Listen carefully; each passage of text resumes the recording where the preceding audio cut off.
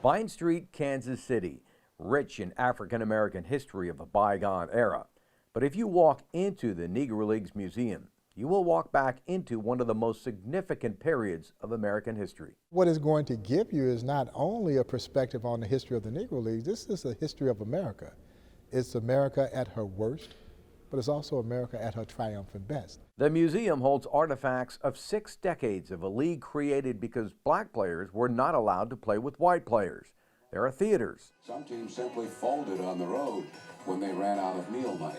There is a baseball field with bronze statues representing the greatest Negro League players, including Satchel Paige. In his prime, they clocked his fastball at 105 miles per hour. The lore and legend surrounding him is really around how old he was, and we don't know.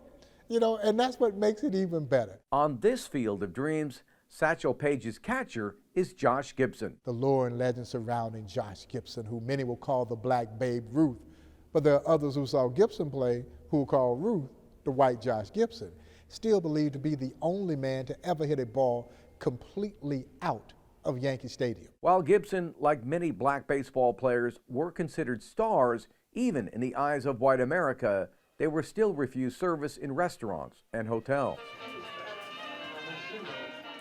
So yes, it wasn't uncommon for these men to play in a town, fill up the ballpark, but not be able to get a meal in the same town from the same fans who just cheered them, or not have a place to stay.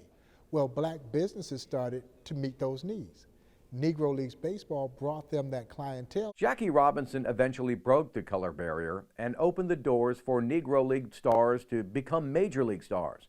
But progress came with a price. Jackie Robinson breaking of the color barrier was the beginning, but it also spelled the end of the Negro Leagues. We actually look at this from a standpoint that is bittersweet. And the bitter comes in the fact that you can directly parallel the rise and fall of the Negro Leagues with the rise and fall of black economy. And truthfully, black economy never recovered from losing the Negro Leagues. The Negro Leagues may be gone, but this place seeks to preserve a time of social change, opportunity, and above all, the passion for baseball. They had to love it to endure the things that they had to endure just to play baseball, but they would never allow those hardships to kill their love of the game. So the story itself is not about the adversity, but what they did to overcome the adversity.